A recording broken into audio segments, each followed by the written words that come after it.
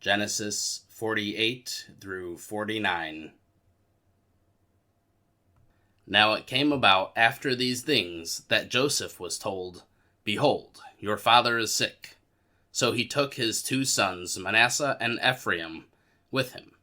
When it was told to Jacob, Behold, your son Joseph has come to you, Israel collected his strength and sat up in the bed. Then Jacob said to Joseph, God Almighty appeared to me at Luz in the land of Canaan, and blessed me. And he said to me, Behold, I will make you fruitful and numerous, and I will make you a multitude of peoples, and will give this land to your descendants after you as an everlasting possession.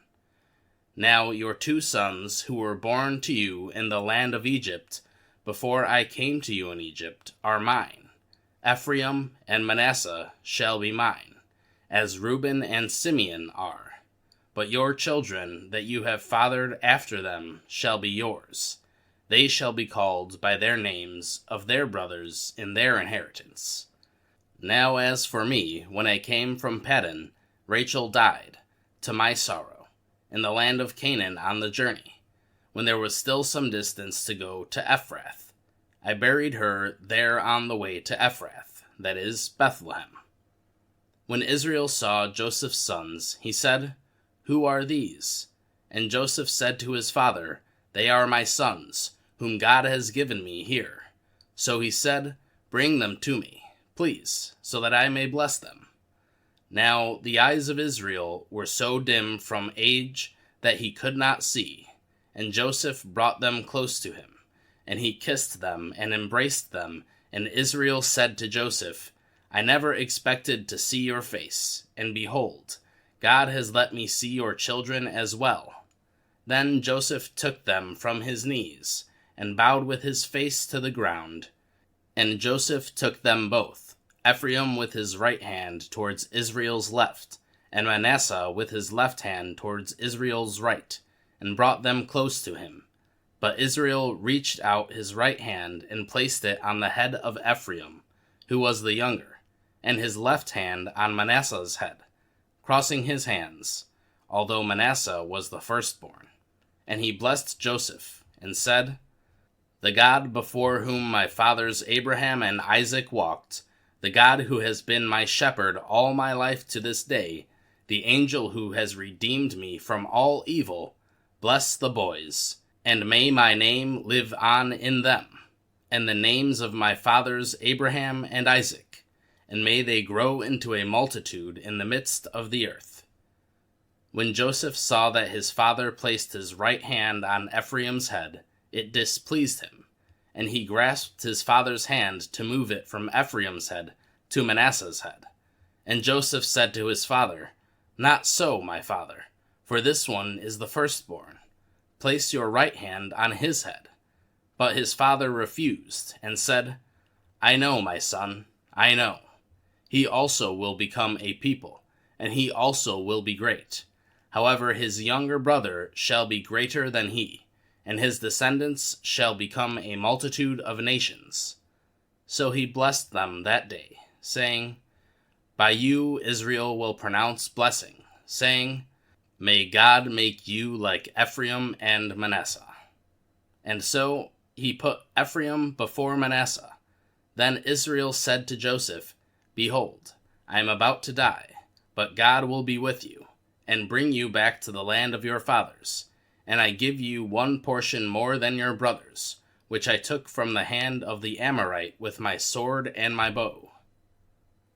Then Jacob summoned his sons, and said, Assemble yourselves, so that I may tell you what will happen to you in the days to come. Gather together and listen, sons of Jacob. Yes, listen to Israel, your father. Reuben, you are my firstborn, my might and the beginning of my strength, preeminent in dignity and preeminent in power. Uncontrollable as water, you shall not have preeminence, because you went up to your father's bed. Then you defiled it. He went up to my couch. Simeon and Levi are brothers. Their swords are implements of violence. May my soul not enter into their council. May my glory not be united with their assembly. For in their anger they killed men, and in their self-will they lamed oxen. Cursed be their anger, for it is fierce, and their wrath, for it is cruel. I will scatter them in Jacob, and disperse them among Israel.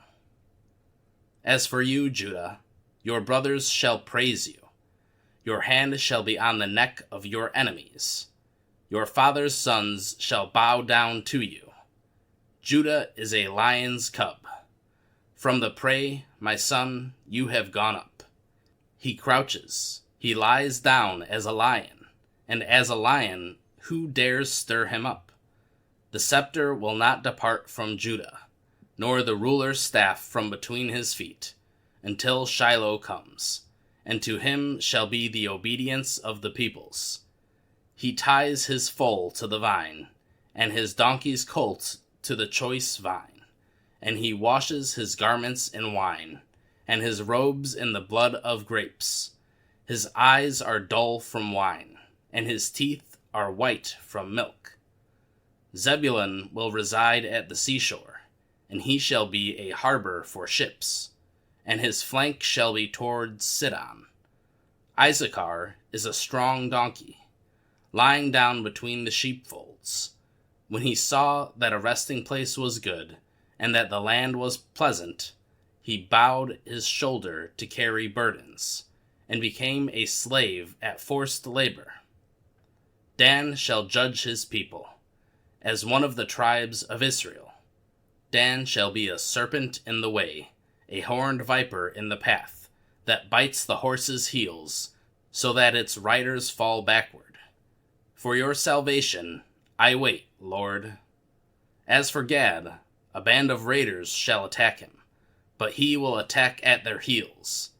As for Asher, his food shall be rich, and he will yield royal delicacies. Naphtali is a doe let loose. He utters beautiful words. Joseph is a fruitful branch by a spring. Its branches hang over a wall. The archers provoked him, and shot at him, and were hostile toward him. But his bow remained firm, and his arms were agile.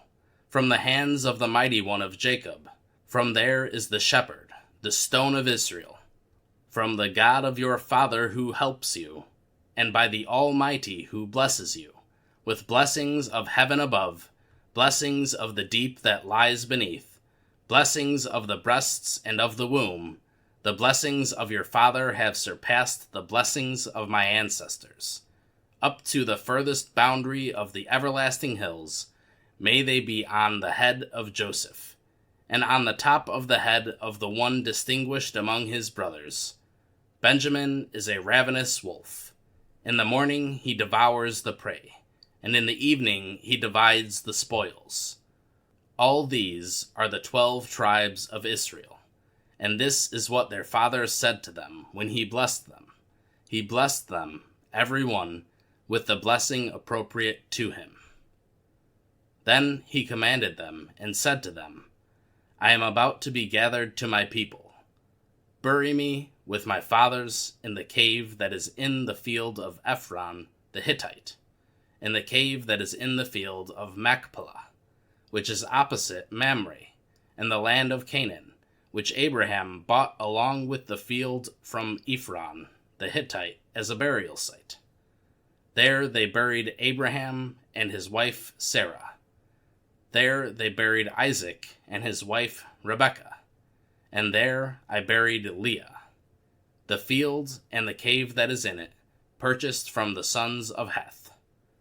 When Jacob finished commanding his sons, he drew his feet into the bed and breathed his last, and was gathered to his people. Matthew 24. Jesus left the temple area and was going on his way when his disciples came up to point out the temple buildings to him. But he responded and said to them, Do you not see all these things? Truly I say to you, Not one stone here will be left upon another which will not be torn down. And as he was sitting on the Mount of Olives, the disciples came to him privately, saying, Tell us, when will these things happen? And what will be the sign of your coming, and the end of the age? And Jesus answered and said to them, See to it that no one misleads you. For many will come in my name, saying, I am the Christ, and they will mislead many people. And you will be hearing of wars and rumors of wars. See that you are not alarmed, for those things must take place, but that is not yet the end. For nation will rise against nation, and kingdom against kingdom, and there will be famines and earthquakes in various places. But all these things are merely the beginning of birth pains. Then they will hand you over to tribulation and kill you, and you will be hated by all nations because of my name. And at that time many will fall away, and they will betray one another and hate one another. And many false prophets will rise up and mislead many people. And because lawlessness is increased, most people's love will become cold. But the one who endures to the end is the one who will be saved. This gospel of the kingdom shall be preached in the whole world as a testimony to all the nations, and then the end will come. Therefore, when you see the abomination of desolation which was spoken through Daniel the prophet standing in the holy place, let the reader understand. Then those who are in Judea must flee to the mountains. Whoever is on the housetop must not go down to get things out of his house, and whoever is in the field must not turn back to get his cloak. But woe to those women who are pregnant, and to those who are nursing babies in those days. Moreover, pray that when you flee, it will not be in the winter, or on a Sabbath, for then there will be a great tribulation, such as has not occurred since the beginning of the world until now, nor ever will again. And if those days had not been cut short, no life would have been saved. But for the sake of the elect, those days will be cut short. Then if anyone says to you, Behold, here is the Christ, or He is over here, do not believe him. For false Christs and false prophets will arise and will provide great signs and wonders, so as to mislead, if possible, even the elect. Behold, I have told you in advance. So if they say to you, Behold, he is in the wilderness, do not go out. Or behold, he is in the inner rooms, do not believe them. For just as the lightning comes from the east and flashes as far as the west, so will the coming of the Son of Man be. Wherever the corpse is, there the vultures will gather. But immediately after the tribulation of those days, the sun will be darkened, and the moon will not give its light, and the stars will fall from the sky, and the powers of the heavens will be shaken. And then the sign of the Son of Man will appear in the sky, and then all the tribes of the earth will mourn, and they will see the Son of Man coming on the clouds of the sky with power and great glory. And he will send forth his angels with a great trumpet blast, and they will gather together his elect from the four winds, from one end of the sky to the other. Now learn the parable from the fig tree. As soon as its branch has become tender, and sprouts its leaves, you know that summer is near. So you too, when you see all these things, recognize that he is near, right at the door. Truly I say to you, this generation will not pass away until all these things take place.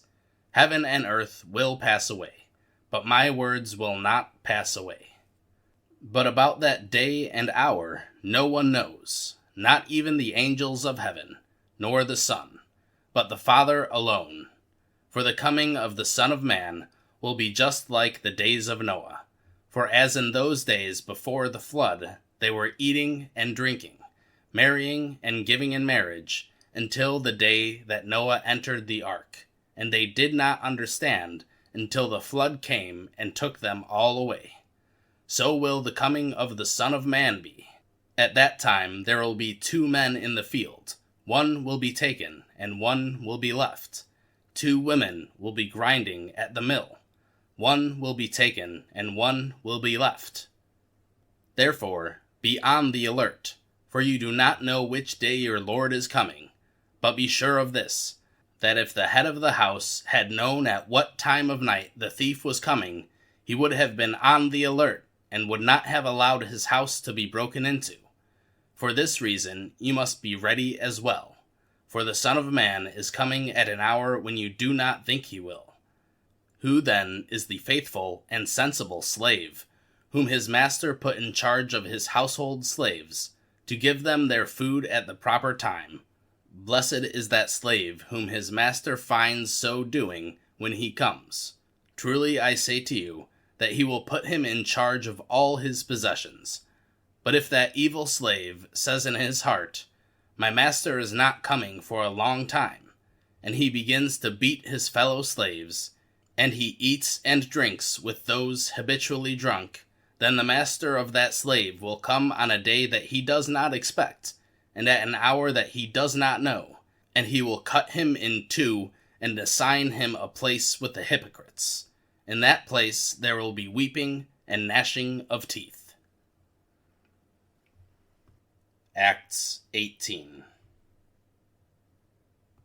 After these events, Paul left Athens and went to Corinth, and he found a Jew named Aquila, a native of Pontus, having recently come from Italy with his wife Priscilla, because Claudius had commanded all the Jews to leave Rome.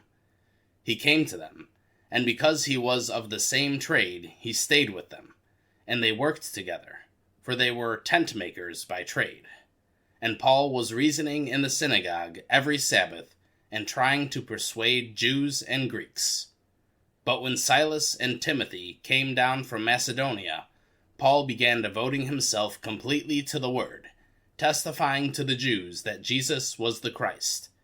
But when they resisted and blasphemed, he shook out his garments and said to them, Your blood is on your own heads. I am clean.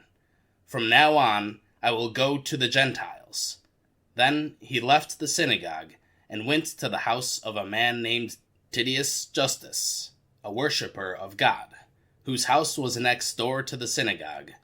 Crispus, the leader of the synagogue, believed in the Lord together with his entire household, and many of the Corinthians, as they listened to Paul, were believing and being baptized. And the Lord said to Paul by a vision at night, Do not be afraid any longer, but go on speaking, and do not be silent, for I am with you, and no one will attack you to harm you. For I have many people in this city. And he settled there for 1 year and 6 months, teaching the word of God among them. But while Gallio was proconsul of Achaia, the Jews rose up together against Paul, and brought him before the judgment seat, saying, This man is inciting the people to worship God contrary to the law. But when Paul was about to open his mouth, Gallio said to the Jews, If it were a matter of some crime or vicious, unscrupulous act, O Jews, it would be reasonable for me to put up with you. But if there are questions about teaching and persons and your own law, see to it yourselves. I am unwilling to be a judge of these matters. And he drove them away from the judgment seat. But they all took hold of Sosthenes, the leader of the synagogue, and began beating him in front of the judgment seat. And yet Gallio was not concerned about any of these things. Now Paul, when he had remained many days longer, took leave of the brothers and sisters, and sailed away to Syria, and Priscilla and Aquila were with him. Paul first had his hair cut at Cenchrea, for he was keeping a vow. They came to Ephesus, and he left them there. Now he himself entered the synagogue, and reasoned with the Jews. When they asked him to stay for a time longer, he did not consent. But he took leave of them, and said, I will return to you again if God wills. And he set sail from Ephesus. When he had landed in Caesarea, he went up to Jerusalem and greeted the church and went down to Antioch. And after spending some time there, he left and passed successively through the Galatian region and Phrygia, strengthening all the disciples. Now a Jew named Apollos, an Alexandrian by birth, an eloquent man, came to Ephesus, and he was proficient in the Scriptures. This man had been instructed in the way of the Lord, and being fervent in spirit, he was accurately speaking and teaching things about Jesus, being acquainted only with the baptism of John, and he began speaking boldly in the synagogue. But when Priscilla and Aquila heard him, they took him aside and explained the way of God more accurately to him. And when he wanted to go across to Achaia, the brothers encouraged him and wrote to the disciples to welcome him. And when he had arrived, he greatly helped those who had believed through grace, for he powerfully refuted the Jews in public, demonstrating by the Scriptures that Jesus was the Christ. Proverbs 9:10 through 18. The fear of the Lord is the beginning of wisdom, and the knowledge of the Holy One is understanding. For by me your days will be multiplied, and years of life will be added to you. If you are wise for yourself, and if you scoff, you alone will suffer from it. A woman of foolishness is boisterous. She has a lack of understanding and knows nothing. She sits at the doorway of her house, on a seat by the high places of the city, calling to those who pass by, who are going straight on their paths. Whoever is naive, let him turn and hear.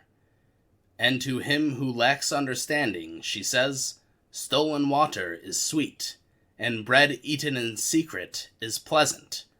But he does not know that the dead are there, that her guests are in the depths of Sheol. Psalm 20. May the Lord answer you on a day of trouble. May the name of the God of Jacob protect you. May he send you help from the sanctuary, and support you from Zion. May he remember all your meal offerings, and accept your burnt offering. May he grant you your heart's desire, and fulfill your whole plan.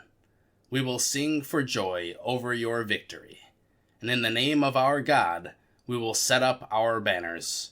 May the Lord fulfill all your desires. Now I know that the Lord saves his anointed. He will answer him from his holy heaven with the saving strength of his right hand. Some praise their chariots, and some their horses, but we will praise the name of the Lord our God. They have bowed down and fallen, but we have risen and stood upright. Save, Lord. May the King answer us on the day we call.